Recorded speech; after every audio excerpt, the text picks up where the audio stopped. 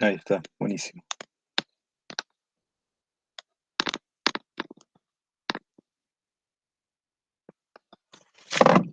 Bueno, silencio en mi micrófono.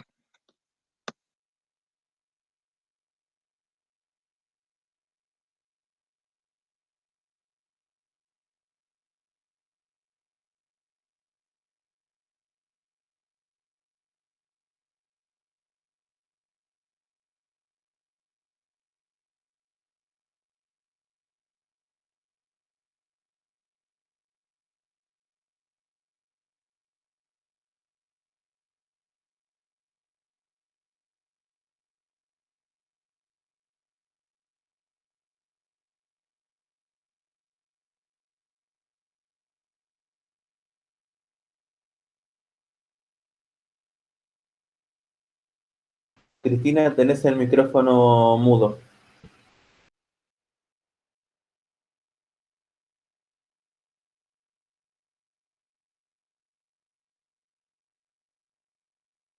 Muteada. Bueno, entonces les cuento que leí el problema mientras que estaba el micrófono mudo y que el error que yo encuentro es que la distancia, que lo miré bien, la distancia entre las rendijas no puede ser lambda sobre 2. Lo que puede ser lambda sobre 2 es el tamaño de la rendija, pero las rendijas van a estar separadas una de otras 100 lambdas, por ejemplo, ¿está? Porque si no, bueno, si uno puede tragarse fácilmente esto, pero ¿qué pasa? Les va a dar situaciones donde el seno de tita les queda mayor que 1. Entonces es fácil de comerse esto. Es bueno el ejemplo. Mira, no se te escuchó nada desde el principio. ¿Qué problema es? ¿Es un problema de la práctica? Sí, es el problema. Espera que subo el volumen, porque vos me criticás, No, entonces yo ahora se bajo el escucha volumen. perfecto. No, ahora se escucha perfecto. Bueno, Y, el tema, o sea, yo me fijé. Sí, perfecto, sí, pero si da mayor que 1, quiere decir que hay, a veces, si tienen una separación tan chica entre las rendijas, van a tener el máximo principal y nada más. A veces pueden tener, Exacto. claro, mayor que 1 quiere decir no tiene solución, es decir, no hay otra, más que el máximo que, No hay otra. que está entre medio de las dos, claro. Entonces, para mí esto está mal, o sea, por eso yo lo hice en forma general considerando que la separación entre las rendijas es D.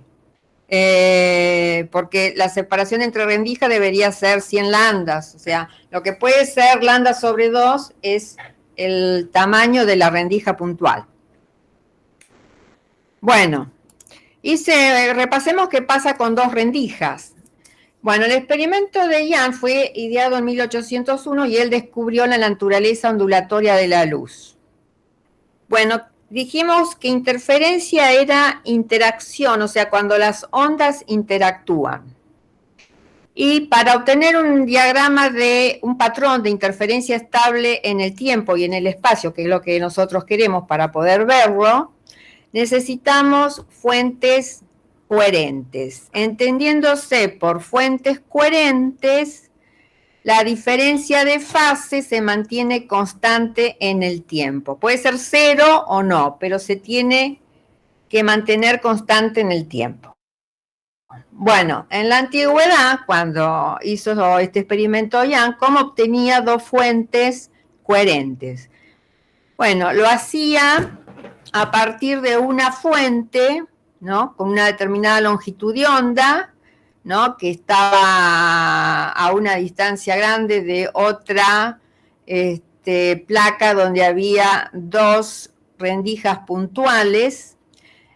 Entonces, por acá pasaba la misma luz que por acá y teníamos dos fuentes puntuales coherentes. O sea, la fase, si hay diferencia de fase, se mantiene constante en el tiempo y puede ser que no haya diferencia de fase.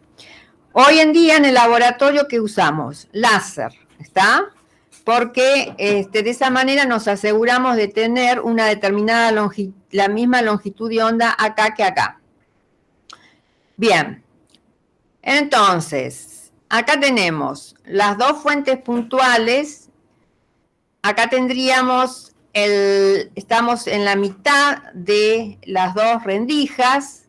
Entonces, si yo tomo un rayo que viene de esta fuente y un rayo que viene de esta fuente, no tenemos diferencia de camino. ¿Estamos? ¿Se acuerdan que acá en un punto arbitrario, la onda que sale de la fuente 1 hace este recorrido? Y la onda que sale de la fuente 2 hace este recorrido. Entonces, si trazamos la perpendicular, esta distancia va a ser igual a esta distancia. Entonces, la diferencia de camino está dada por este tramo. ¿Está? Bien.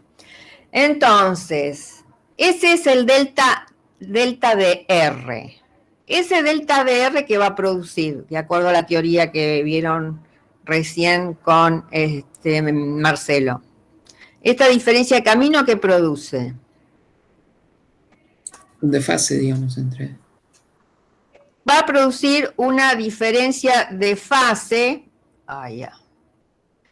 Una diferencia de fase cuando multiplico por K. K por delta R. Observen que la onda, ahora vamos a ver. Yo tengo una onda 1, A por el coseno de K por R1 menos omega T más phi 0,1 y 2 de X de T igual a coseno de K por R2 menos omega T más phi 2,0. ¿Está? Delta sería K por R2 menos R1 menos omega T más phi 2,0 menos phi 1,0. O sea, si la fase es la misma, porque son fuentes coherentes, esto se va. La pulsación es la misma, nosotros hacemos la observación en el mismo instante, entonces esto se va. Me queda K por delta R, es la diferencia de fase. La diferencia de fase está producida por una diferencia de camino. Entonces dijimos que en esa diferencia de camino, si entra un número entero de longitudes de onda, ¿qué tipo de interferencia teníamos?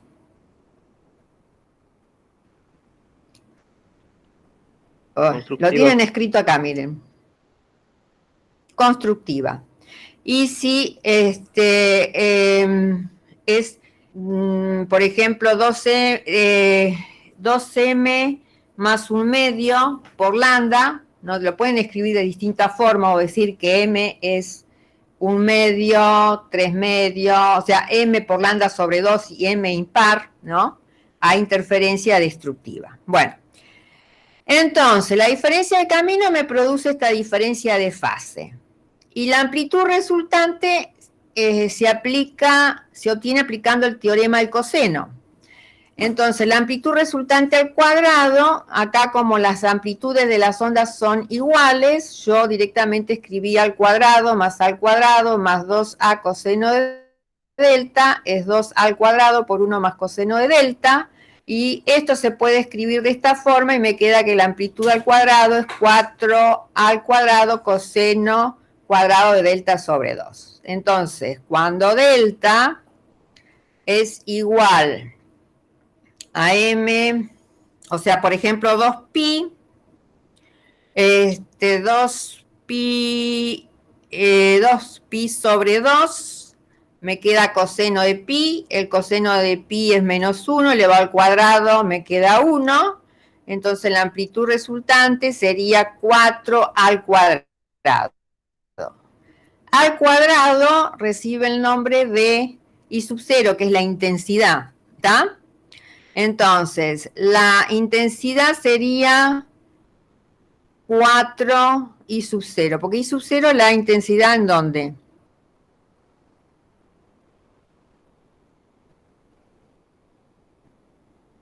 I sub 0. Resulta, perdón, la inicial, digo. O sea, bueno, en realidad cuando tenemos vamos a llamar I sub 0 al cuadrado. Pero cuando tenemos dos rendijas, todos los picos como tienen la misma intensidad. Bueno, Vamos a trabajar en términos de fasores. Por ejemplo, esta onda la puedo representar por este fasor. Y esta onda la puedo representar por este fasor. Y delta es la diferencia de fase. Entonces, si la diferencia de fase es 0, como acá, ¿no? Estoy con interferencia constructiva. ¿Está? Si la diferencia...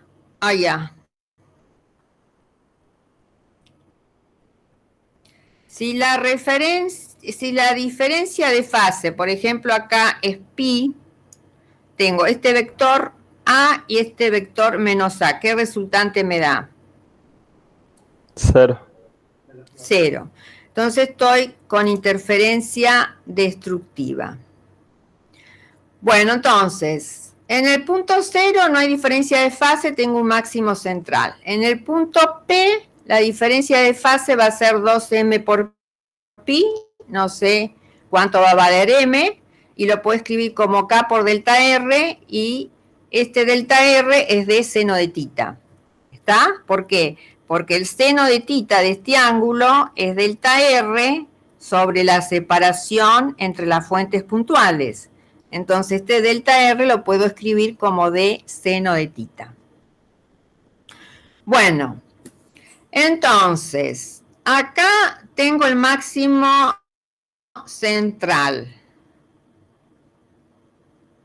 Bueno, entonces primero yo hallé los máximos, o sea, voy a hallar, el máximo central se llama máximo central. Después tengo el primer máximo, el segundo máximo y el tercer máximo. Pero entre máximos, ¿qué vamos a tener? Mínimos. ¿Está? Entonces, como m es igual a 0, es el máximo central, el primer máximo se va a llamar primer máximo al que está por encima y al que está por debajo del máximo central.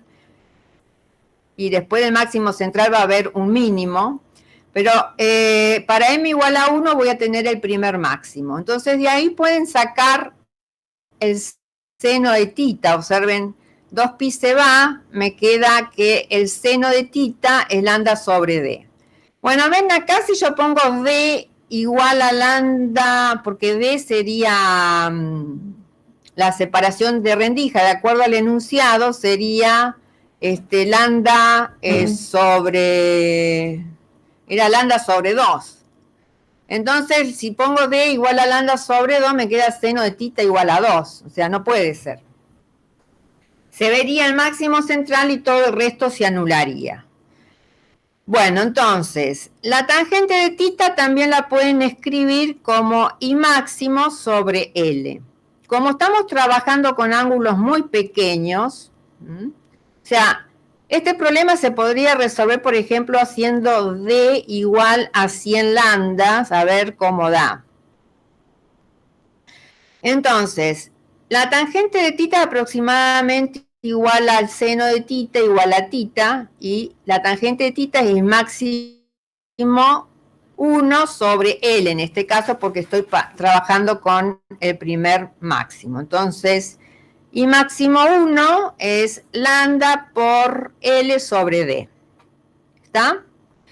El segundo máximo lo voy a obtener haciendo m igual a 2. Entonces tengo 4pi es K por D seno de tita, y 4pi es 2pi lambda seno de tita. Entonces acá esta es la diferencia de camino, es de 2 lambda. O sea, observen que primero la diferencia de camino era de lambda. Ahora la diferencia de camino es de 2 lambda.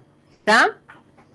Entonces, de ahí sacamos que haciendo todos los cálculos, sacamos que I máximo 2 es 2 lambda por L sobre D. ¿Está? Y el primer máximo era lambda por L sobre D. Observen que acá hay el coeficiente 1, acá el coeficiente es 2, y podemos seguir esto me molesta.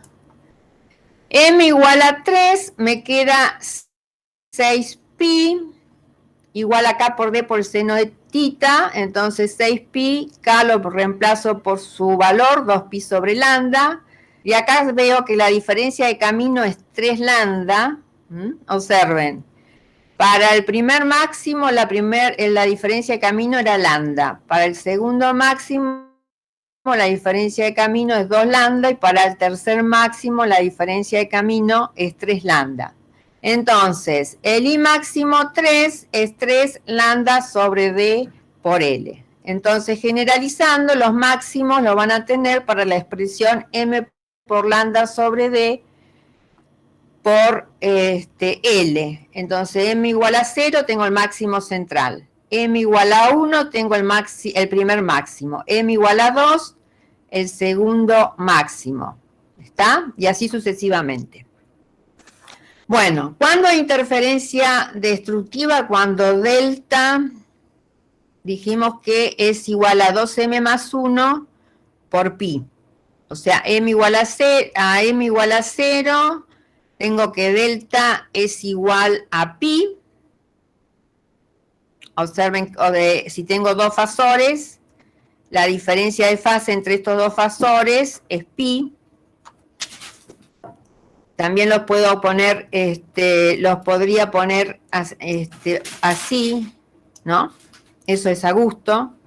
Y tengo que la resultante es 0. Entonces, M igual a 0, tengo que la diferencia de fases pi es K por D seno de tita mínimo.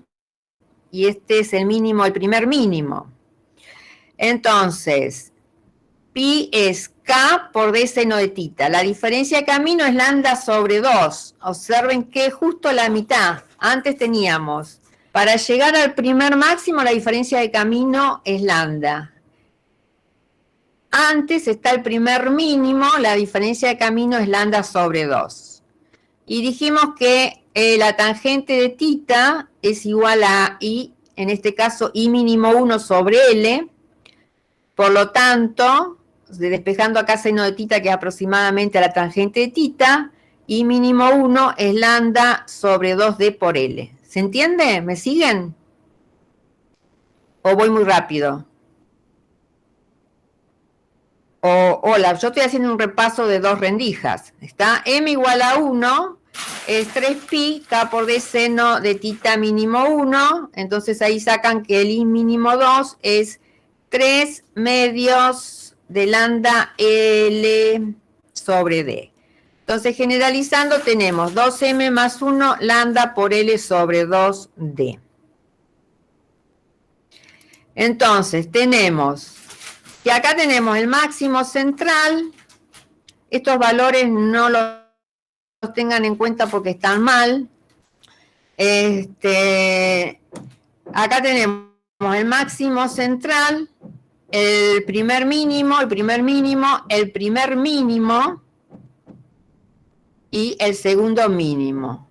Y podemos escribir acá las coordenadas I que nos dio recién, que no son estas, tan mal estas. Y acá ven franja brillante, franja oscura, franja brillante, franja oscura, franja brillante y así sucesivamente. ¿Se entiende esto? Pasamos a 3 rendijas o ranuras. Bueno, entonces tenemos 3 fuentes puntuales separadas a una distancia D. Entonces, en el punto central no hay diferencia de camino. La radiación, las ondas de luz que provienen de las 3 fuentes están en fases, las amplitudes se suman, por lo tanto la intensidad va a ser 3 al cuadrado, por lo tanto es 9 I sub 0.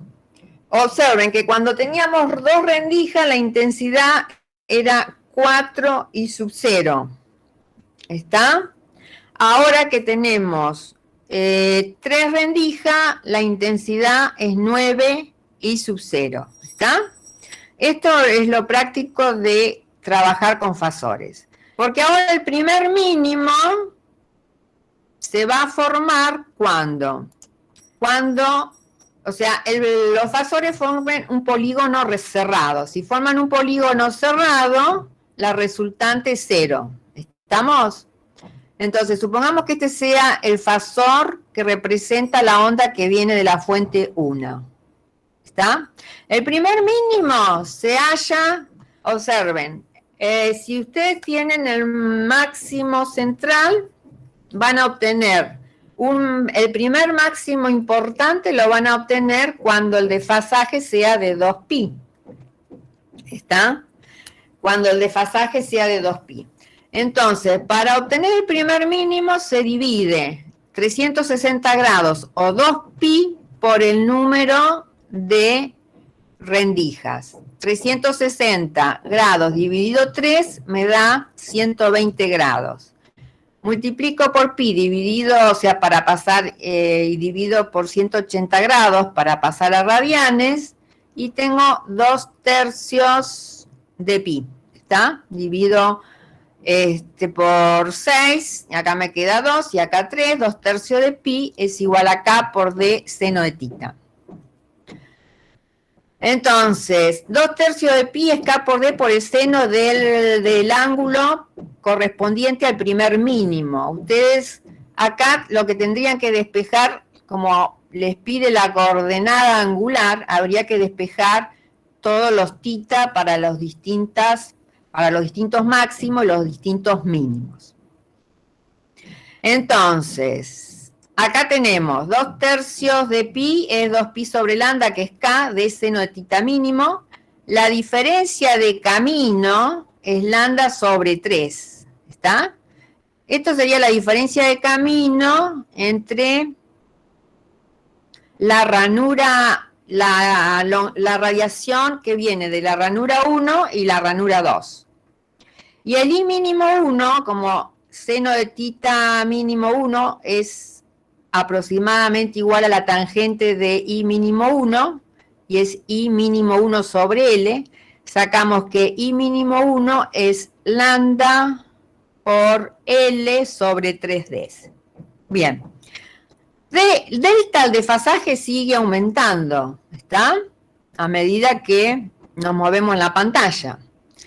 Y empieza a crecer la amplitud resultante, llegando a un máximo secundario cuando el desfasaje entre las ondas es de 180 grados. Por ejemplo, acá tengo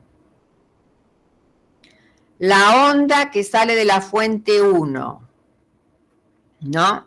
Es decir, yo esta la corrí, pero supongamos que la pongamos, vamos a ponerla acá. Entonces, esta está desfasada con respecto a esta 180 grados, se anulan. Y este fasor está desfasado respecto a este 180 grados. Entonces, acá la amplitud es menor que 9i sub 0 al cuadrado. ¿Está? Entonces, debido a eso, vamos a tener un máximo secundario, que lo vamos a llamar máximo secundario 1. Entonces, el desfasaje es de 180 grados, lo pasamos a radianes, esto es k por d seno de tita. De acá sacamos que d seno de tita es lambda sobre 2. ¿Está? Entonces, ahí sacamos el seno de tita, que es lambda sobre 2D, y la tangente de tita, que es lambda sobre 2D, es I máximo secundario 1 sobre L. Entonces, el I máximo secundario 1 es lambda por L sobre 2D. ¿Está? Entonces, si tengo ahora un máximo secundario, tengo que tener un mínimo. ¿Está? Entonces, ¿cuándo aparece un mínimo? Cuando los vectores, cuando los fasores, mejor dicho, forman de vuelta un polígono cerrado. Entonces tengo este fasor, o mejor dicho, bueno, este fasor, ¿no? Y este tiene que estar desfasado 240 grados respecto del primero. Entonces, los tres están desfasados 240 grados. O sea, tengo este, o este, y este tiene un desfasaje de 240, este tiene un desfasaje de 240 y así sucesivamente. Y forman un polígono cerrado. Bueno, entonces pasamos a radianes. Me queda 4/3 de pi, es k por d seno de tita, saco la diferencia de camino, es 2/3 de lambda. Esta es la diferencia de camino que hay entre una onda y la onda de la siguiente rendija. Entonces, la tangente de tita mínimo 2 es 2/3 de lambda sobre d, y es i mínimo 2 sobre l, y ahí sacamos el siguiente mínimo. Seguimos aumentando delta y obtenemos el primer máximo importante. Entonces, acá tenemos los tres fasores en fase, la amplitud es 3A, la intensidad va a ser 9 i sub 0, y el desfasaje es 360 grados igual a 2pi igual a k por d seno de tita, de ahí sacamos el seno del tita de máximo principal 1, va a ser lambda sobre d. Entonces, considerando que esto es prácticamente igual a tangente de tita, porque estamos trabajando para ángulos pequeños, esto también va a ser igual a I máximo principal 1 sobre L, entonces el I máximo principal a 1 es lambda sobre D por L. Entonces, acá yo les aclaro que el desfasaje de 360 grados corresponde a la diferencia de camino de una longitud de onda. ¿Está?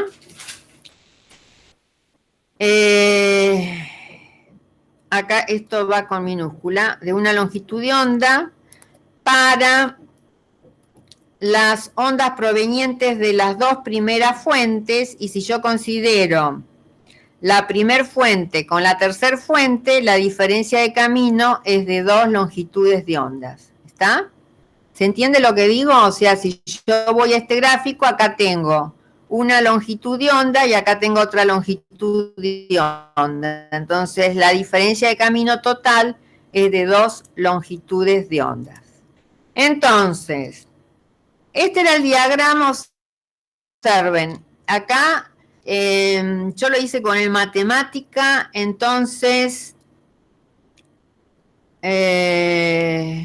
acá tengo 4 i sub 0 y acá observen, esto es 8 y esto es 9 i sub 0. ¿Está? Entonces el máximo central nos coincide, pero ahora entre el máximo central, cuando tengo dos rendijas, aparece un máximo secundario. ¿Está?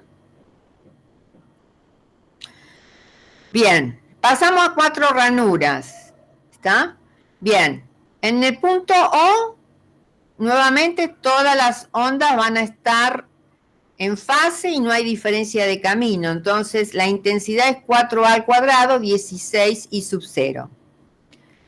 Pero, cuando formamos con los fasores un polígono cerrado, tenemos que la resultante es nula y ahí el desfasaje entre las ondas luminosas provenientes de cada longitud tiene que ser 360 grados dividido 4 porque tenemos 4 ranuras.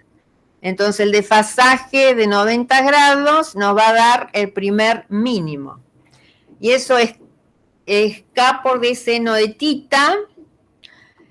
K es la longitud de onda 2pi sobre lambda, entonces la diferencia de camino entre la onda que viene de una fuente con la onda que viene de la siguiente fuente es lambda sobre 4. ¿Está? Seno de tita mínimo es lambda sobre 4D, entonces el I mínimo, saben que con la aproximación de la tangente les va a quedar lambda por L sobre 4D. Después del primer mínimo va a venir un primer máximo secundario, cuando haya una resultante distinto de 0. Entonces observen, estos tres fasores Dan resultante 0. Y el desfasaje, observen, este fasor está acá. Este ángulo es de 120 grados. Entonces, este segundo fasor está desfasado respecto de este 120 grados. Este fasor, si yo marco la prolongación de este fasor, y este fasor, el ángulo acá es de 120 grados. Y si tengo en cuenta la prolongación de este fasor, el ángulo este, como todo esto es 180, esto es 60 porque tenemos un triángulo equilátero, acá tengo el desfasaje de 120 grados. Entonces, estos tres fasores dan resultante 0 y me queda un fasor más, que este fasor está desfasado respecto de este 120 grados, entonces me da una resultante. Entonces voy a tener un máximo secundario. La diferencia de fase es de 120 grados. 120 grados, paso a radianes, esto es K por D seno de tita, saco la diferencia de camino entre ranuras consecutivas, lambda sobre 3, de ahí saco que el seno de tita máximo secundario 2 es lambda sobre 3D, la tangente entonces de tita máximo secundario 1 es aproximadamente igual a lambda sobre 3D, y máximo secundario 1 sobre L es esto, por lo tanto ahí saco el I máximo secundario 1 es lambda por L sobre D. Y después, si tenemos un máximo secundario, ¿qué vamos a obtener? Un mínimo. Como tenemos 4 rendijas, ¿no? El desfasaje es nuevamente de 180 grados. Entonces tenemos este fasor, este está desfasado 180 grados respecto de este 180 grados respecto de y este 180 grados respecto de me da resultante 0. Entonces, pasamos los 180 grados a radianes, es pi, y esto es K por D seno de tita. Entonces, la diferencia de camino, que es D seno de tita, es lambda sobre 2. Entonces, D por el seno de tita mínimo 2 es lambda sobre 2, y el seno de tita mínimo 2 es lambda sobre 2D. De ahí sacan la tangente de tita mínimo 2, que va a ser aproximadamente, va a ser I mínimo 2 sobre L, y sacan la ubicación del I mínimo 2. Después del segundo mínimo tengo un segundo máximo secundario. El segundo máximo secundario, o sea, hay que hacer el polígono y vamos a tener una resultante. Ahora, el desfasaje entre, observen, si yo acá pongo un fasor, el otro fasor, si yo lo pongo, acá sería 180, ¿no? Va a estar, el otro fasor va a formar un ángulo, a ver, de este extremo sería, tiene que formar, no, vamos a cortar, insertar. Observen, acá, si yo lo hago acá sería 120, si hace acá 180, sería por acá, ¿está? Y bueno, hay 3 fasores que van a formar un polígono cerrado y va a quedar una resultante correspondiente a uno de los fasores.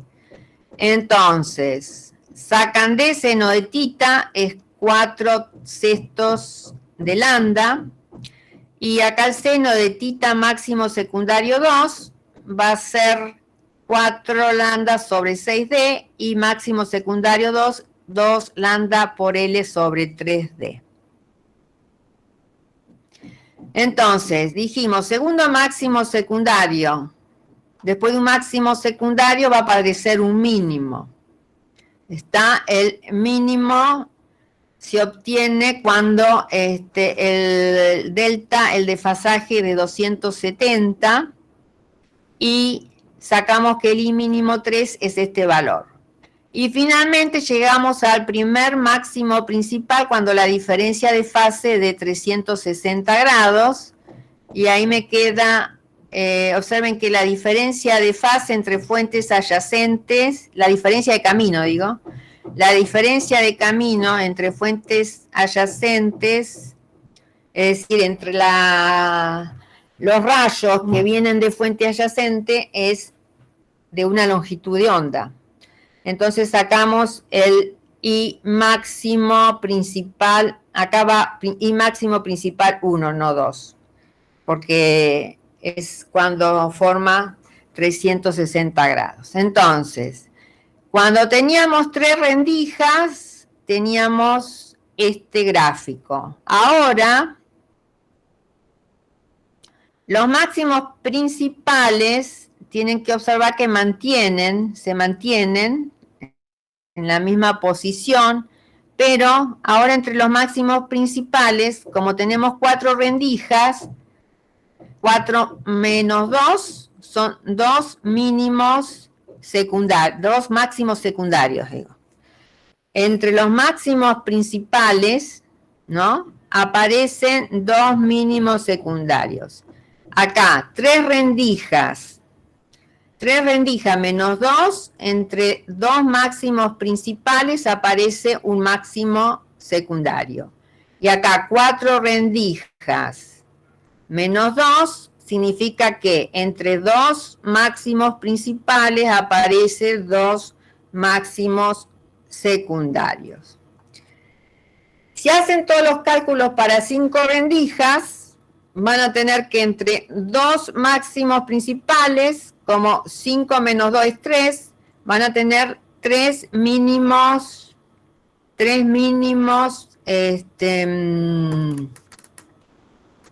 secundarios. ¿Está? Y les agregué este gráfico para ver. Esto es con 2 rendijas. Observen cómo los máximos principales aumentan de intensidad a medida que aumentan las rendijas. Se afinan, se hacen más agudos, más estrechos. En cambio, cuando tengo 2 rendijas, los máximos principales son más ensanchados. Y la ubicación de los máximos principales, comparen las coordenadas, los valores de I, se mantienen. ¿Está? Lo que aparece, máximos secundarios. Entonces observen, acá tengo 2 rendijas, acá tengo 3 rendijas y aumenta la intensidad. 4 rendijas, aumenta la intensidad. Si tuvieran 5 rendijas, tendrían un pico más alto todavía. Bien, acá no se ve claramente porque yo lo saqué esta foto del Tipler, pero en el libro se ven bien. Esto creo que era 2 de rendijas, esto es 3 rendijas y esto es 4 rendijas. Entonces en el libro se ven bien los máximos secundarios que son más tenues. ¿Está? Y después yo acá les dejé una serie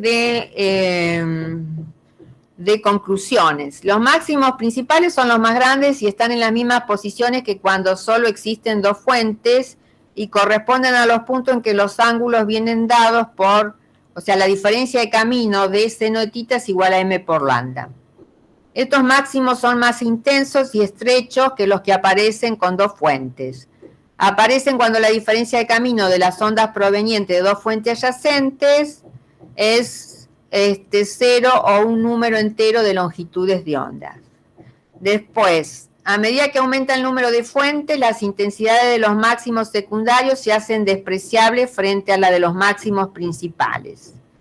Al aumentar el número de fuentes, la intensidad se concentra cada vez más en los máximos principales, es decir, la energía se concentra más en los máximos principales. Estos picos se hacen cada vez más altos y estrechos.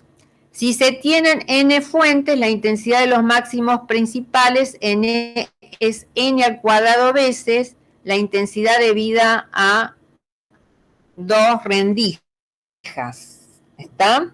Observen, cuando teníamos, bueno, en realidad cuando teníamos 2 rendijas teníamos 4 I sub 0. Cuando tenemos 3 rendijas es 9 I sub 0. Está mal redactado esto. ¿Está? Lo tengo que corregir. Cuando tengo 4 rendijas, 16 I sub 0. Cuando tengo 5 rendijas es 25 I sub 0. Después, se tienen n-2 máximos secundarios entre cada par de máximos principales. Y el primer mínimo se presenta para un ángulo de fase delta igual a 360 grados sobre n, dado que los fasores deben formar un polígono cerrado. Bueno, ¿tienen dudas, preguntas? Es hacer cálculo, es todo muy mecánico. Yo tengo una pregunta. Te escucho. ¿Podría volver a mostrar cómo sacar analíticamente los máximos secundarios? Y haciendo el diagrama de fasores. Ah, no hay Por una eso cuenta. sea, claro, no. Lo tenés de gráfico de fasores. Por eso, o sea que se introdujo el tema, fasor es un vector que rota, ¿no? Es decir, todos los vectores acá rotan con la misma pulsación, porque observen que todas las fases tienen la misma pulsación, el mismo omega, entonces son vectores que rotan y lo hacen con la velocidad angular omega. ¿Está? Entonces la forma de hallar los máximos secundarios y los mínimos es con el diagrama fasorial. Ok, gracias. ¿Está? Acá el ángulo de 240 grados, por ejemplo, el ángulo de 240 grados tiene que ser este. Oh, no, es decir, este y este. Es este, ¿está? No, esperen. Es decir, lo que es en realidad tengo que considerar, o sea, considero la prolongación acá. Voy a insertar,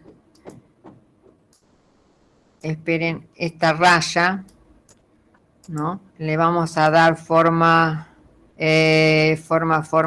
acá punteada. Entonces, ¿dónde estaba? Acá.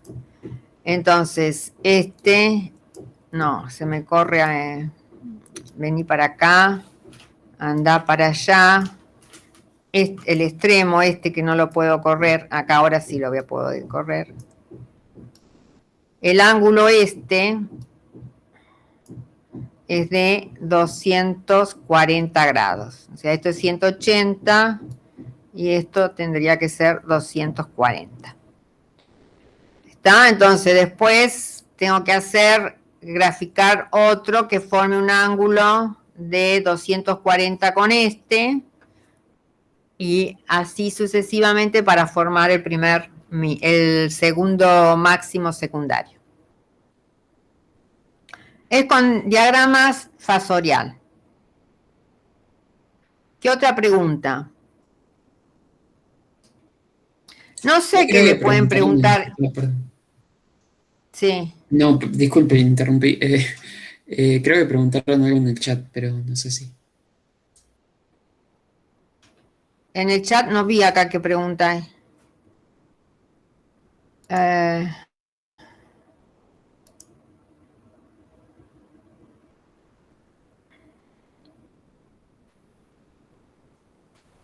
Claro, sí, el diagrama de fasor es distinto para mínimos y máximos primarios o secundarios. O sea, en los mínimos, el diagrama de fasores tiene que dar resultante cero. Es un diagrama fasorial cerrado.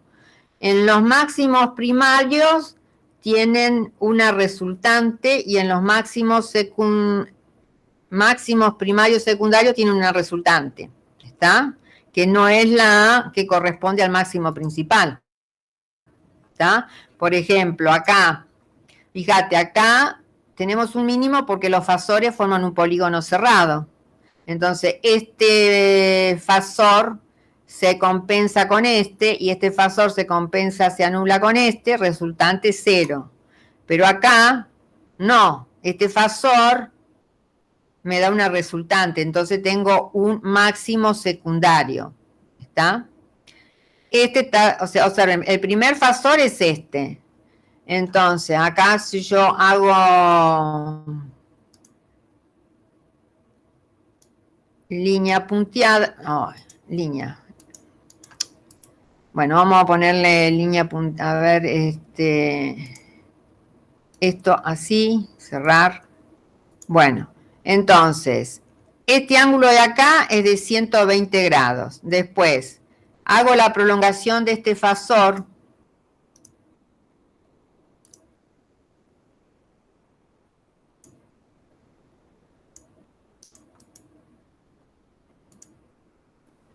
Ay, no, relleno no.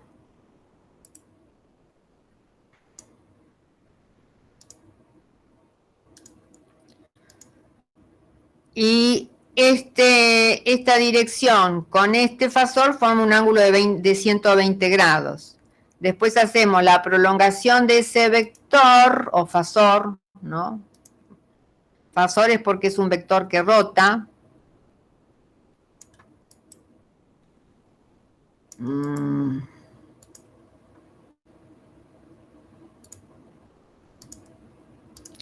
Y acá tengo una diferencia de 120 grados. Y estos tres dan resultante nula, pero hay otro fasor que está desfasado 120 grados con respecto a este. Entonces tengo un máximo secundario. ¿Está? La amplitud va a ser a al cuadrado, es decir, I sub 0. ¿Está? Entonces, para hallar los máximos, los mínimos y los máximos secundarios, hay que tener en cuenta el diagrama fasorial. Y el primer mínimo lo obtengo haciendo 360 grados sobre el número de rendijas. Y hay que tener en cuenta, porque qué sé yo, yo supongo que como es múltiple choice no le van a hacer construir un diagrama. Sí pueden ser que le den un diagrama y les digan a cuántas ranuras corresponde el diagrama de interferencia mostrado. ¿Está? Por ejemplo, les den el diagrama de interferencia de 8 ranuras. Entonces, ustedes tienen que identificar que entre los dos máximos principales tiene que haber 6 máximos secundarios. ¿Está? Si van a teórico, sí, le pueden tomar cómo hacer todo cómo obtener el gráfico. ¿Está? Bien. No sé si fui clara, si me entendieron. ¿Alguna otra pregunta? Esto lo vamos a subir al campus con Mario. Mario, ¿qué pensás? ¿Alguna crítica? Mario, ¿dónde estás? Mario anda conectándose y desconectándose, así que calculo que debe tener el internet que le anda mal de vuelta. Bueno.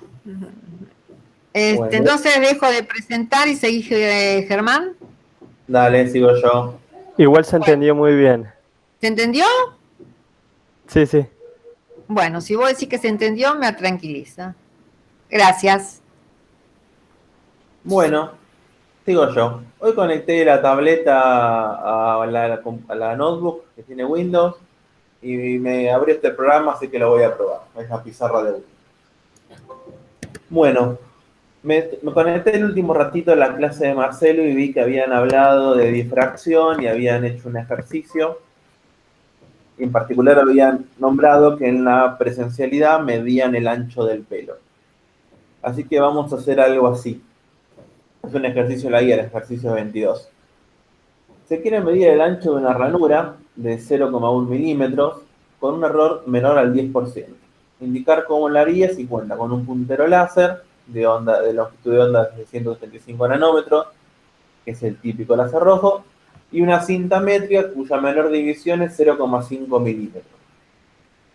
Como estamos en la sección de óptica física, obviamente vamos a usar interferencia y difracción. En particular vamos a usar difracción.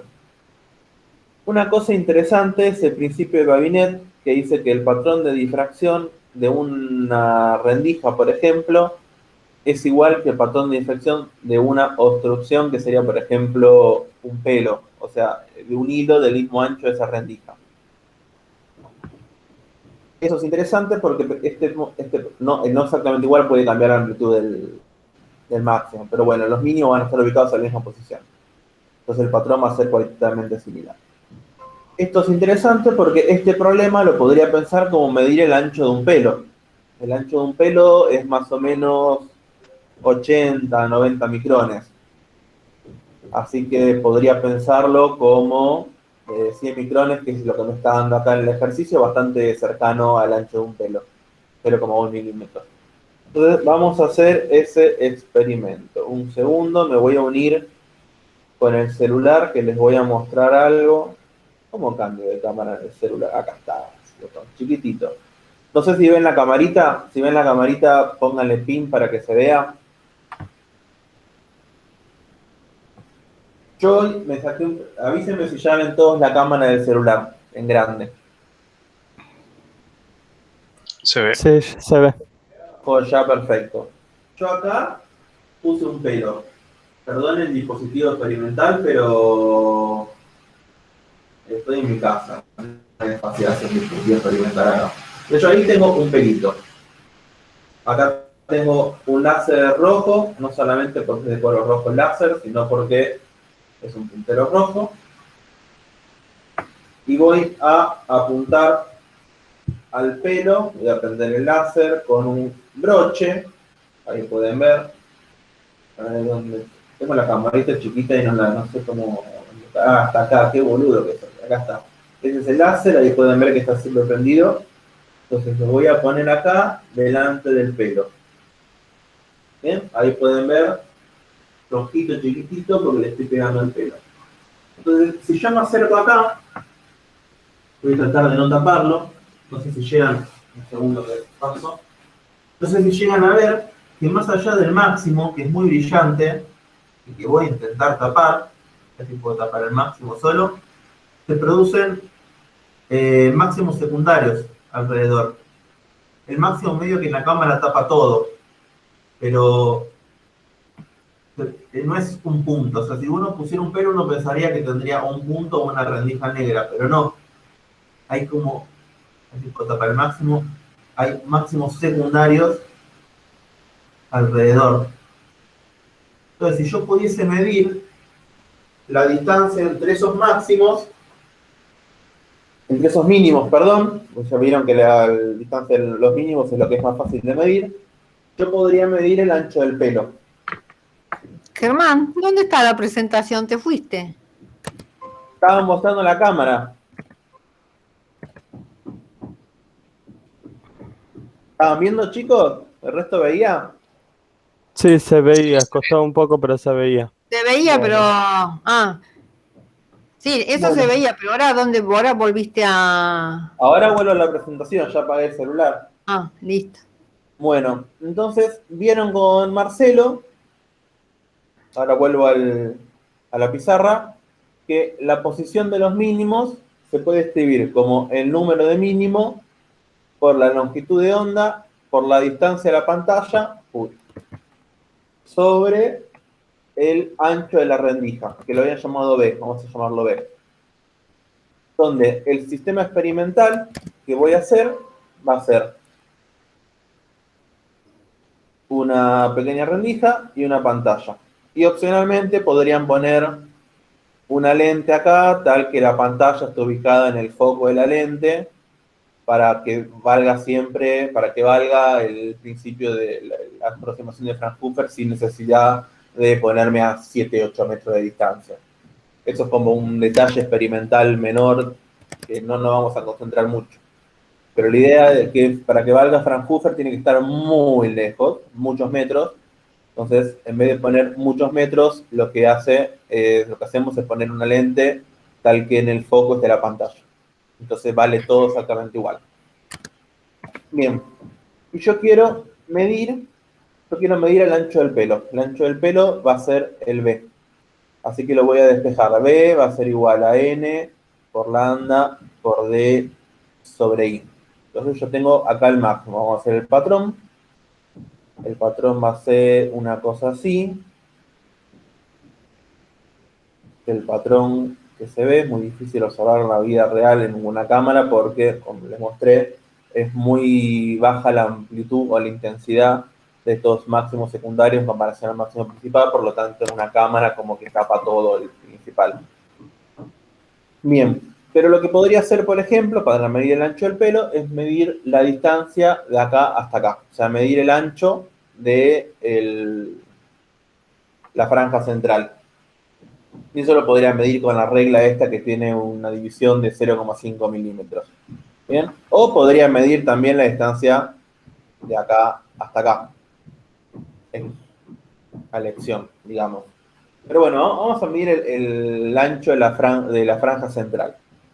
El ancho de la franja central no es este, sino que el ancho de la franja central, vamos a llamarlo A de ancho, o sea, no usamos la A, es 2 veces N, donde N es igual a 1, por lambda, por la distancia a la pantalla, que en este caso es F de foco, sobre el ancho de la rendija. ¿Bien? 2 veces porque la distancia del centro acá, de acá hasta acá, vale lambda por D sobre B, y de acá hasta acá vale otro lambda por D sobre B. Les pido por favor, chicos, que si se corta me avisen. Se corta porque tengo internet que está andando re mal. Encima en otra pantalla y no veo lo que está pasando. Hasta ahora viene bien todo. Bien, perfecto. Excelente. Tengo lápiz que cambia en colores. Mira qué chévere.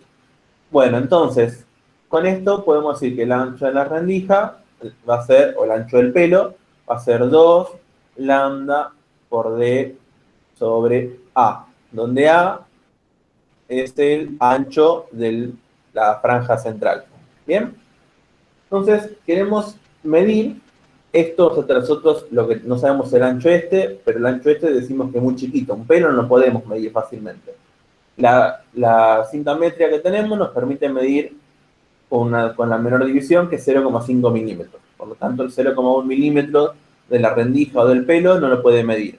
Pero sí puede medir esta distancia, que es la distancia de la pantalla, o sí puede medir el ancho de la franja, que no se llegaba a ver en lo que les mostré con la camarita del celular, pero era del orden de unos pocos centímetros. Entonces, podría medir esas dos cosas. Podría medir entonces el D y el A. ¿Bien? Entonces, calculemos el error de hacer esta medida. Nosotros sabemos que entonces el error al medir B va a ser por propagación de errores. Suponemos que el lambda es de 135 nanómetros y que eso no tiene error. Va a ser 2 lambda sobre A módulo por el error al medir D, más, y ahora voy a propagar respecto a 2 lambda sobre D sobre A cuadrado por delta A. Bien. Este es la propagación de errores para el ancho de la rendija. Y quiero que esto sea el menor del 10%. Por ejemplo, si ese era 0,1 milímetros el ancho de la rendija, quiero que sea 0,01 milímetros. Que sea del 10% justo. Vamos a pedir eso. Y estos acá, el D y el A, van a ser entonces los errores de la cinta métrica. Me da la cinta métrica, la mínima división. 0,5 milímetros. ¿Bien? Acá, perdón, pero mezclé cursiva con imprenta y esas cosas confunden. A mí me confunden. Ahí está. Acá también, no sé, cursiva en vez de imprenta. Medio confuso. Bueno, entonces, ¿qué tenemos? Vamos a escribir esto en limpio. Tenemos 2 por 635 nanómetros sobre el ancho de la rendija, que sabemos cuánto vale. No, perdón, no es el ancho de la rendija, mil disculpas, es el ancho de la franja, que no sabemos cuánto vale, lo tenemos que medir, por 0,5 milímetros más 2, fíjense, me saco los módulos pues son todos números positivos, 2 por lambda por d, que lo puedo medir, sobre a cuadrado por 0,5 milímetros. Y esto quiero que es igual al 10% de error, o sea, 0,01 milímetros. Bien. Puedo cancelar los milímetros acá. Puedo pasar el 0,5 dividiendo. Vamos a bajar un poco. Esto entonces me va a quedar 2 por 635. No sé cuánto es, si no lo voy a hacer mentalmente porque me voy a equivocar. 2 por 135 es 1270. 1270 sobre A, nanómetros, más 1270 sobre A cuadrado por D, es igual a 0,01 dividido 0,5 es 0,02. Perdón, acá cada vez que pongo una D me pone un circulito. Ahí, D. Bien, entonces acá tengo dos cosas dando vueltas. Tengo dando vuelta la distancia de la pantalla y el ancho de la... Ay, siempre me trago siempre en eso. De la franja principal, de la franja central. Pongamos que yo me pongo a suficiente distancia que la franja central tenga un buen tamaño. O sea, es fácil medir la distancia de la pantalla, porque va a ser del orden de los metros. Pero la franja central va a ser del orden de los centímetros. Mientras más lejos me ponga, más grande va a ser. Entonces, por ejemplo, yo me empiezo a alejar, a ojo, hasta que encuentre una distancia tal que la franja central sea mayor que el error. O sea, ponerle que sea de 2 centímetros, por ejemplo. Tengo que la franja central es de 2 centímetros. Entonces, en este caso, ¿cuánto tendría que valer la distancia de a la pantalla para poder medir, para que todas estas condiciones se cumplan? Digamos, ¿qué pasa? Es 1270 nanómetros. Vamos a pasar el 1270, lo podemos usar nada. Sobre 2 centímetros más 1270 nanómetros sobre 2 centímetros al cuadrado por D es igual a 0,02. Bien, acá tenemos un par de unidades, vamos a pasar todo a metro. Nanómetro es 10 a la menos 6, 10 a la menos 9, perdón, 10 a la menos 6 es micrómetro. 1270 por 10 a la menos 9 metros sobre centímetros es 10 a la menos 3, 2. Ahí está, qué mal que estoy. 10 a la menos 2 centímetros más 1270 por 10 a la menos 9 metros sobre 2 por 10 a la menos 2 metros cuadrado por D es igual a 0,02.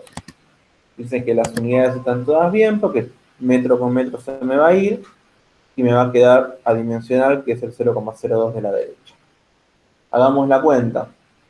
El dividido 2 me da 635. 635. Por menos 9 menos 2 es 10 a la menos 7. Y metro se va con metro. Más. Acá es un dividido, es 2 al cuadrado, es 4. Así que 1270 dividido 4 es 317,5. 10 a la menos 9 menos 4, porque está al cuadrado, me da por 10 a la 5. Me queda metro abajo, porque el metro con metro cuadrado se me va y me queda un metro abajo, por D. Es igual a 0,02. Bien, vamos a hacer el despeje. Me queda que D es igual a 0,02 menos 635 por 10 a la menos 7. Todo esto dividido, acá es menos 5. 317,5 por 10 a la menos 5 y el metro pasa multiplicando. ¿Bien? Y todo esto a la calculadora, 0,02 menos 635 a la menos 7 sobre 317. Hagan ustedes también, por favor, que quizás le pifió. A mí esto me da 6,28 metros. Esta es la distancia a la que tengo que poner la pantalla para medir una franja central de 2 centímetros. Quizás fui muy excesivo pidiendo que fuese 2 centímetros la franja central. Bien, pero bueno, cumple con lo pedido. Tengo que estar muy lejos. ¿Qué podría haber hecho para no tener que estar tan lejos? Podría haber medido otra cosa. Podría haber, por ejemplo, medido algo más grande. Podría haber medido la distancia al tercer mínimo. Poner el tercer mínimo es acá. Podría haber medido esta distancia. Es un número más grande, por lo tanto no tengo que estar tan lejos. Yo obtuve este número, tengo que estar tan lejos porque yo quiero que la franja central sea de 2 centímetros. 2 centímetros es un montón para una franja central. Si hubiese pedido que la franja central valga, qué sé yo, medio centímetro, pero que el tercer mínimo esté a 2 centímetros, tendría la misma facilidad a la hora de medir en la pantalla, pero podría obtener una distancia mucho menor. ¿Cómo saber esto a priori? ¿Cómo saber qué números poner a priori a la hora de hacer un experimento? A la hora de hacer un experimento lo que pueden hacer es hacer la cuenta ignorando primero el error. O sea, saben que los mínimos van a estar en I, es N lambda, distancia de la pantalla, sobre ancho de la rendija, ¿no? Y sabemos que la longitud de onda es 605 nanómetros por 10 a la menos 9 metros por D sobre 0,1 milímetros, que es 0,1 milímetros, 0,1 por 10 a la menos 3 metros por N. Y este es el I que miden. Vamos a simplificar un poco. Este se va con este me queda 10 a la menos 6. Bien. Y 0,1 por 25 como multiplicar por 10, esto como una menos 1, me queda menos 5, o sea que esto me queda N 635 por 10 a la menos 5, D es igual a I. Y acá tengo un poquito más de juego. Yo puedo jugar un poco, quiero que I sea algún número que pueda medir que sea grande en comparación a mi error. A mi mínima división a la hora de medir de la regla. Yo quiero que sea mayor a 0,5 milímetros. Y el D quiero que sea algo razonable, no quiero que sea 6 metros, porque ya me dio eso midiendo la franja central, pero es muy grande. Ponle que yo tengo algo razonable, quiero el D que valga 1 metro. Ponle que quiero usar el D 1 metro. Entonces N 635 por 10 a la menos 5 por 1 metro. Es igual a I. Bueno, o sea que N 10 a la menos 5, vamos a pasar esto mejor, N por 6,35 por 10 a la menos 3, lo estoy haciendo así solamente para que sea un poco más visual. Ahí está. Y esto lo voy a pasar a milímetros. Esto es N por 6,35 milímetros. Es igual a I. Bien. Entonces, si yo, por ejemplo, mido la distancia al mínimo 1, ahí, mido la distancia al mínimo 1, estaría midiendo que el I estaría a 6,35, el primero, ¿no? El primer mínimo estaría a 6,35 milímetros del máximo central. O lo que es lo mismo que el ancho de la campana, el ancho de la franja central, sería el doble de esto, que sería 12,7570 milímetros. O lo que es lo mismo, 1,27 centímetros. O sea que me podría haber pedido tranquilamente que la franja central tenga un ancho de 1,27 centímetros y me hubiese dado que D vale 1 metro y después tendría, obviamente los números pueden variar un poco al pedir que el error sea tanto. Bien, esto como para estimar antes de hacer el experimento cómo lo voy a armar, hacer el dispositivo experimental. Pero si no, si uno fija una cosa o quiere que sea algo, quizás lo demás le da demasiado grande, demasiado chico, etc. Bueno, qué pena que no es presencial como para hacer el experimento del pelo. La verdad que acá es difícil medir, porque no queda todo derecho, tampoco tengo una regla tan buena. Pero bueno, dudas que tengan de este ejercicio de difracción. Yo tenía una duda sobre lo primero que anunció del postulado de que era análogo la cantidad de mínimos cuando se trata una rendija que cuando se trata por ahí un pelo. Sí, eso te lo estoy diciendo y no te lo estoy justificando. Se llama principio de Babinet. ¿Principio? Perdón. De Babinet. Ah, ok. O sea, básicamente el patrón de difracción de una obstrucción es igual que el patrón de difracción de una rendija que sea igual que la obstrucción, pero que sea vacío en ese lugar. Es lo mismo si yo tengo, por ejemplo, un círculo o una pantalla con un agujero circular. En ambos casos el patrón de difracción va a ser lo mismo. Excepto quizás por la amplitud en la franja central, pero fuera de eso va a ser lo mismo. Eso se llama principio de Binet y es súper útil a la hora de medir el ancho de cosas, por ejemplo. Profe, y a mí me había quedado la duda al comienzo, ¿por qué pudo sustituir la I por el ancho del pelo? ¿Dónde pude meter la I? Segunda línea, Segunda línea. que pone B igual a N lambda D sobre Ah, ojo, no I. sustituí, pasé la I para abajo y la B para el otro lado. Ok, ¿y dónde había salido entonces el ancho? Pues me perdí en ese pedazo. El ancho del pelo es B, tal como habían visto con Marcelo. Y después, Ah, claro. ahí es de distancia al mínimo. Entonces, yo digo que 2i, cuando n vale 1, es el ancho de la franja central. Y después simplemente paso el i para acá y el ancho b para acá, porque porque es lo que no sé cuánto vale, o lo que quiero medir, lo que quiero Mm, estimar. listo, ahora entendí. Gracias.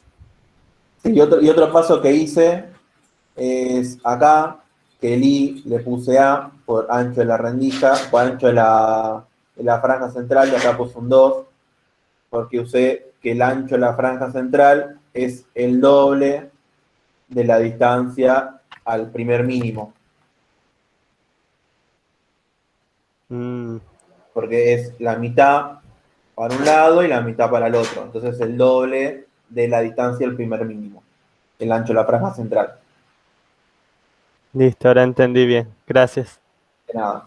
Fíjense que podría no haber medido, ya que lo aclaré, pero podría haber medido la distancia del segundo mínimo, el tercer mínimo. Cada uno se va a notar menos. La franja central está buena para medir, pero a veces es muy intensa. En la cámara, por ejemplo, que le mostré no se veía bien. Y acá, donde estoy yo, que tengo mucha luz de fondo, no se llega a medir como para hacerlo. Tendría que estar un poquito más oscuro el fondo. ¿Alguna otra duda que tengan?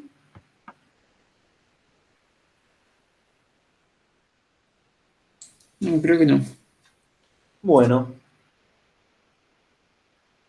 Mario, ¿querés seguir vos? ¿Que vas a hacer un ejemplo más?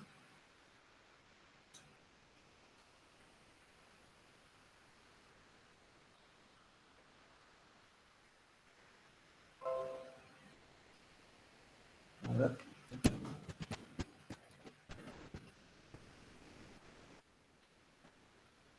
Un segundo. ¿Les gusta más esta pizarra que la que uso siempre? A mí me gusta más. Tiene más color.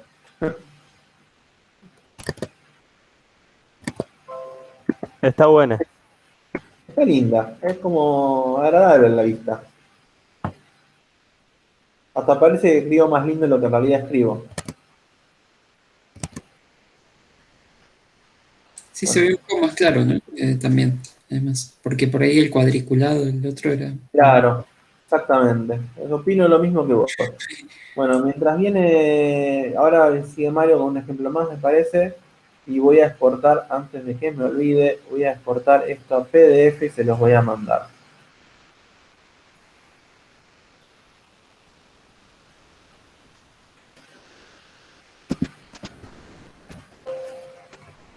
Ay, ¿cómo se exporta a PDF esto? Qué buena pregunta. Arriba a la derecha que tiene las 3 líneas. Lo probé ahí primero y no. Ah, exportar. Boludo que sos. Bueno, lo puedo exportar como imagen.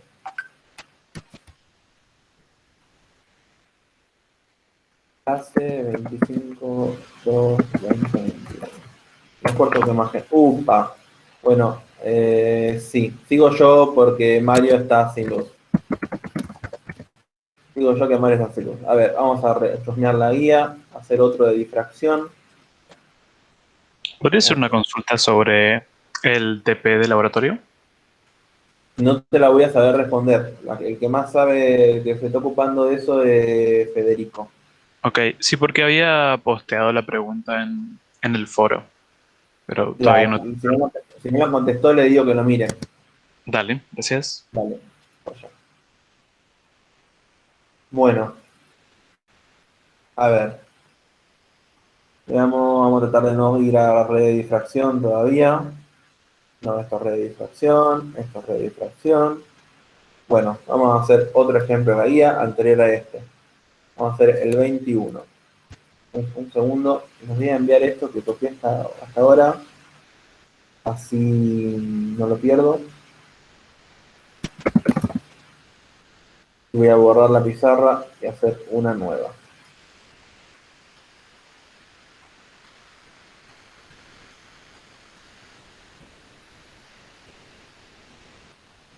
¿Dónde lo guardé?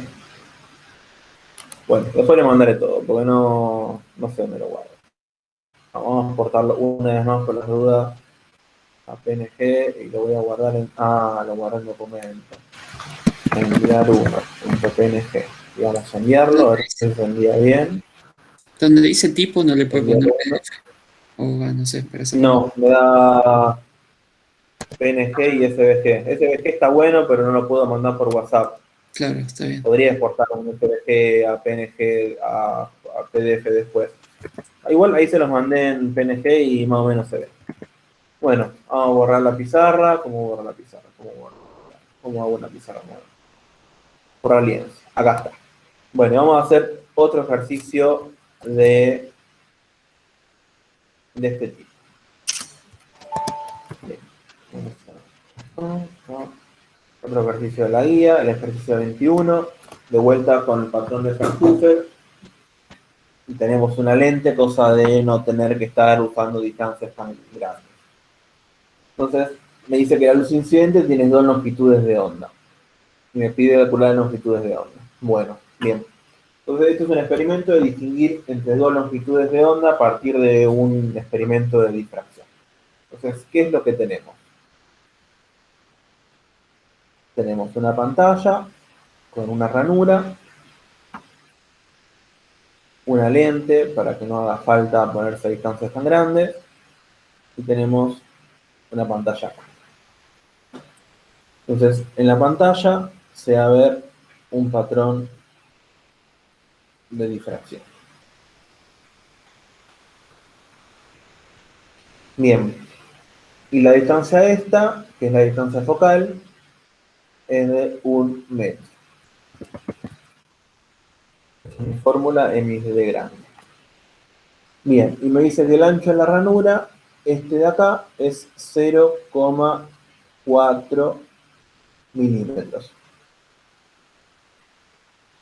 Y me da información del cuarto mínimo y del quinto mínimo. Vamos a extender esto un poco más. Este es el n igual a 1, este es el n igual a 2, este es el n igual a 3, este es el n igual a 4 y este es el n igual a 5. Primero, ¿qué creen que pasa si hay dos longitudes de onda en vez de una sola con el patrón de difracción? ¿Qué es lo que observarían en la pantalla? Observarían como con el puntero láser que ven un único color.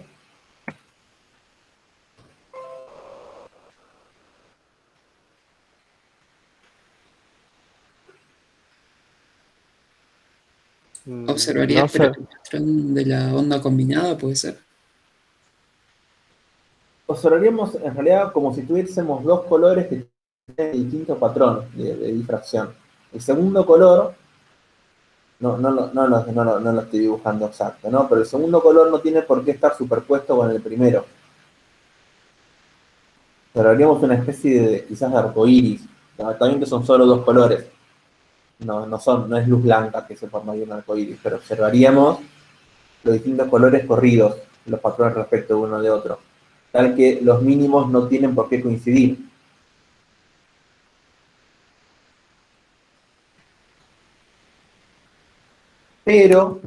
Pero el patrón total me dice, lo voy a dibujar, que el cuarto mínimo de lambda 1 coincide con el quinto mínimo de lambda 2.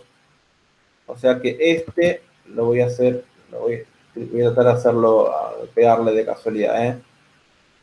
Un mínimo, dos mínimos, tres mínimos, no, más chico.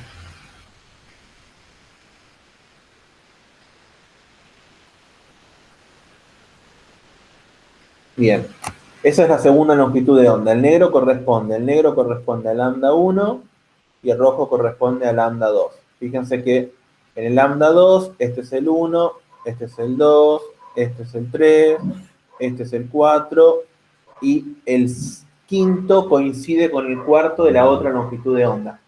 Bien, entonces tengo dos patrones de diferencia, pero tengo un único lugar donde es realmente oscuro. Porque en todos los demás lugares de la pantalla tengo un color, o tengo el otro, o tengo ambos. O sea, por ejemplo, el n igual a 2 de lambda 1. Tengo un 0 para el color, vamos, no sé qué color son, para el color 1.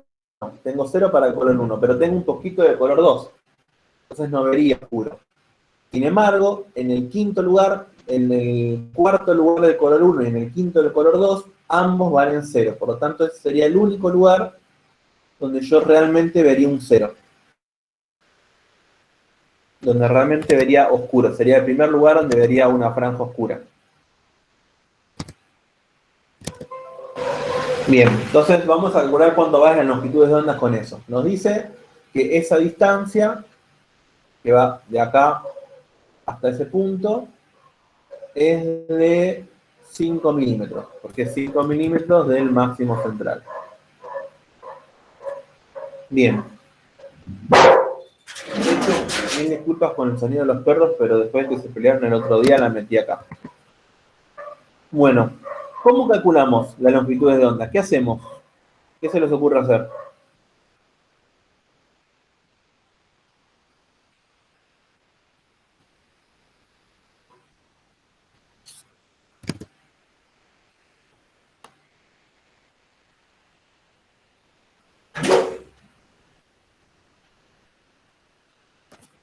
Plantear las Bien. ecuaciones de los mínimos para ambos lambdas y igualarlos. Perfecto, sí. Bien, entonces tengo I es igual a N lambda D sobre B.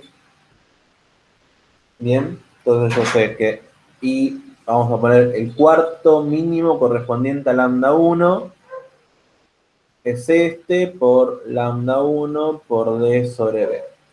y tiene que ser igual al quinto mínimo correspondiente a lambda 2, que es 5 por lambda 2 por D sobre B. Y además, ambos tienen que valer 5 milímetros.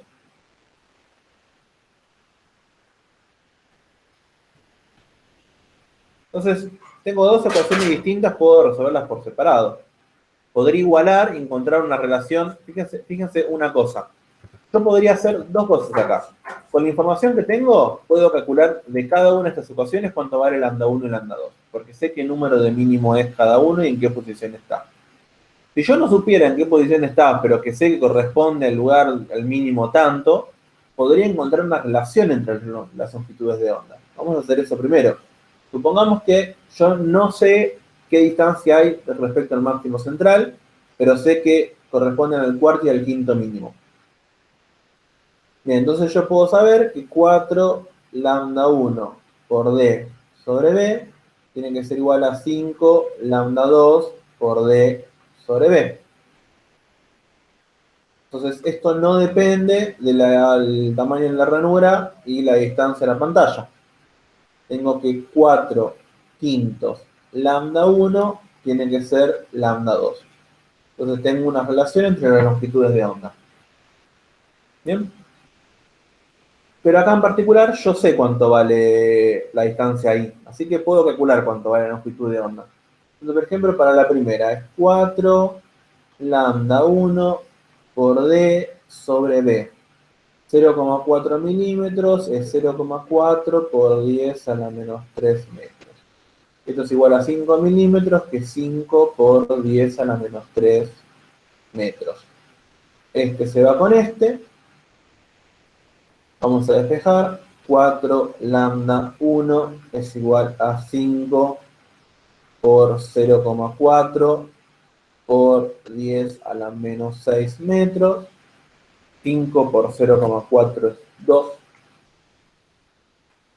Entonces me queda 4 lambda 1 es igual a 2 por 10 a la menos 6 metros. Paso el 4 dividiendo. Lambda 1 es igual a 0,5 por 10 a la menos 6 metros. O sea, lambda 1 es serían 0,5 micrones o 500 nanómetros. Entonces tengo lambda 1. Y después con la relación que encontré entre lambda 1 y lambda 2, puedo calcular lambda 2. Podría meter en otra ecuación o puedo usar la relación. Entonces que 4 quintos. No sé, si están hablando en el chat, no lo estoy leyendo. Ahí está. 4 quintos lambda 1 es lambda 2. Entonces este con este es 100. Me queda que lambda 2 vale 400 nanómetros. Bien. Listo. Entonces ya tengo las longitudes de onda. Es otra cosa que yo podría usar un fenómeno de difracción experimentalmente para distinguir entre distintas longitudes de onda. ¿Por qué me interesaría, eso más allá del ejercicio, de lo que vamos a evaluar, por qué sería interesante distinguir entre longitudes de onda? ¿No? Determinados materiales, no sé si conocen ustedes cómo funcionan las lámparas incandescentes, que determinados materiales absorban determinadas longitudes de onda del radiación de cuerpo negro, de un cuerpo. Entonces, si uno puede saber qué longitud de onda está absorbiendo, puede, por ejemplo, saber de qué material está compuesto algo. Así uno sabe, por ejemplo, que el Sol tiene helio e hidrógeno, a pesar de que nunca fue al Sol a sacar una muestra del Sol en un frasco, siguiendo la longitud de onda y la radiación que emite. Eso se los cuento como algo aparte. Las redes de difracción se usan para eso. Yo recuerdo haber hecho en el Colegio Laboratorio 2, hicimos redes de difracción, así que calculo que en algún momento ustedes la van a hacer. Y las redes de difracción uno lo usaba para medir, por ejemplo, qué materiales estaban compuestos que estaban en una lámpara. Y podías ver cómo estaba formada una lámpara, por ejemplo, una lámpara de sodio. Entonces yo podía saber que esa lámpara era de sodio sin que nadie me diga que es de sodio, sabiendo que la longitud de onda que justo no puedo ver es la que le corresponde al sodio. Bueno, eso nada que ver, eso no lo tienen que saber. Yo se los cuento igual porque es interesante. Y esto lo voy a guardar, enviar 2. Bien. Tenemos tiempo. Hacemos uno más.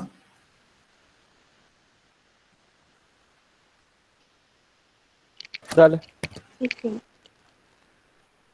¿Vale? Vamos a la guía, a ver qué tenemos en la guía de interesante. No tenemos mucho. No, pregunta paga. ¿Por qué el ancho angular del máximo de difracción central de una ranura es el doble de los otros máximos? Eso creo que no sé si es interesante discutirlo, pero lo vieron con Marcelo. Y medio que en el dibujito se los mostré. Porque uno mide respecto al centro, al máximo central. Después la guía tiene redes de difracción. Eso todavía no. Eso ya la van a ver la próxima.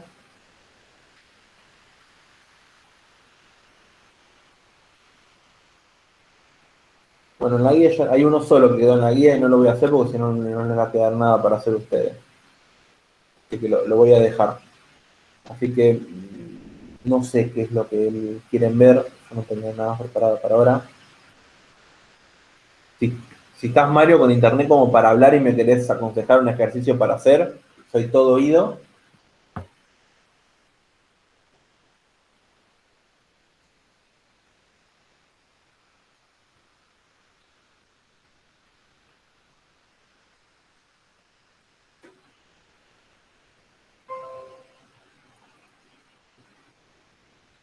Pregunta aparte, ¿cómo vienen con la materia?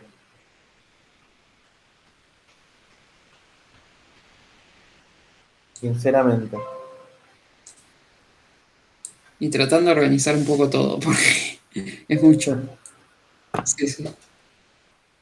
Es mucho, sí. ¿Qué otras materias tienen al mismo tiempo que esta? Yo estoy haciendo análisis, además, y bueno. Una pregunta. ¿Les resultó este descanso de enero o fue contraproducente para la materia? Para ustedes. Es que por ahí algunas materias, no sé, por ejemplo, Introducción a la Ingeniería Industrial nos hicieron entregar un trabajo el 15 de enero y un video el 5 de febrero, entonces por ahí ese periodo que era para descansar, terminamos haciendo cosas. Pero bueno, es lo que hay. Pero el corte, por ejemplo, porque yo creo que hay cursos que el corte de un mes en Física 1 los desanimó a los chicos. No sé a ustedes si... El tema es que creo yo que si uno no repasa durante ese tiempo, te es contraproducente porque te empezás a olvidar lo que ya diste. Claro. Es mucho tiempo sin hacer nada en el medio de una materia. Bueno, Claro, eso es lo que yo pienso.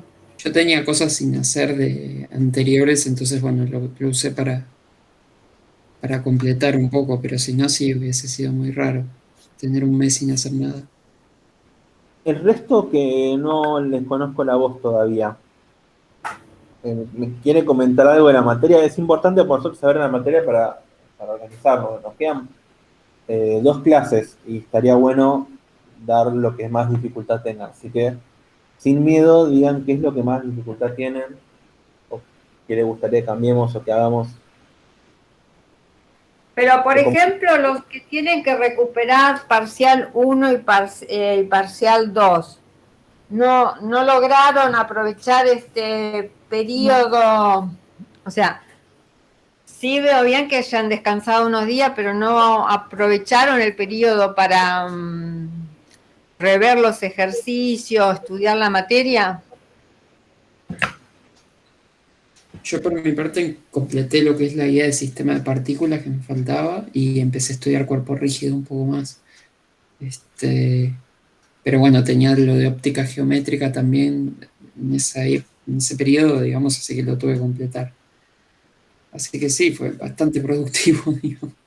Como que no Claro, porque por descansé. ahí les sirvió para reafirmar, o sea, los que realmente usaron ese tiempo para estudiar, para rever los conceptos que tenían mal y bueno, y, y hacer cosas nuevas. O sea, o sea, hacer problemas nuevos de rígido, sistema de partículas, para afianzar los conocimientos para el recuperatorio, porque o sea, no todo el mundo aprobó los dos parciales anteriores. Si no, o sea, si no hicieron nada, sí, fue medio como que quedaron descolgados con tanto tiempo.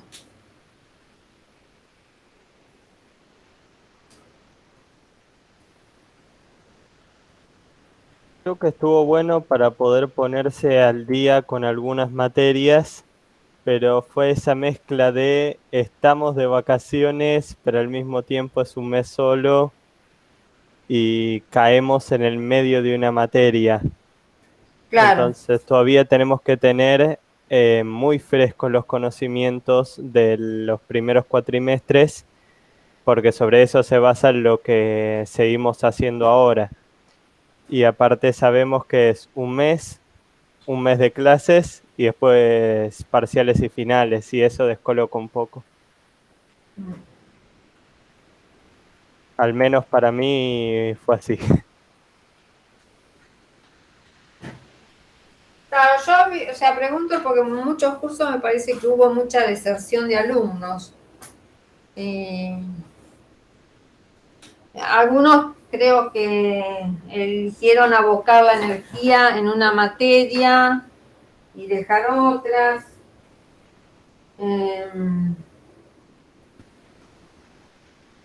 Y en diciembre, en cambio, o sea, están agotados, pero con el envión siguen. O sea, como que hay que seguir de alguna forma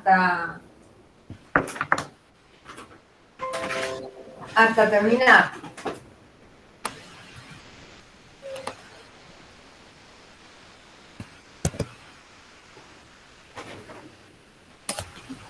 Bueno, es casi la hora y vamos a dejar. Mario está sin internet, así que, y además es casi la 1, se merecen descansar, siempre terminamos tarde.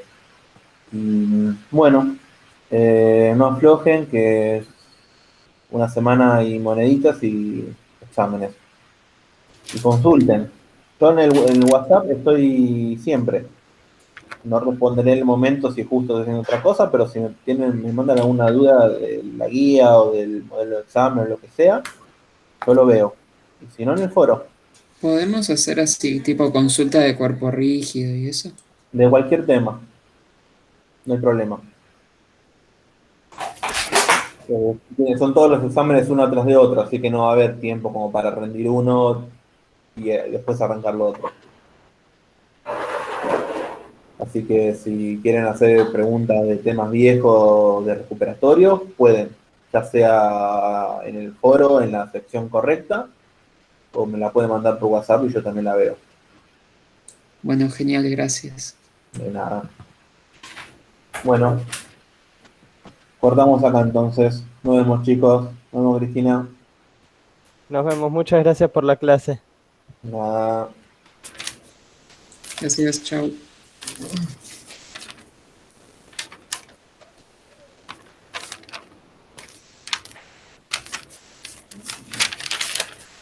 Bueno,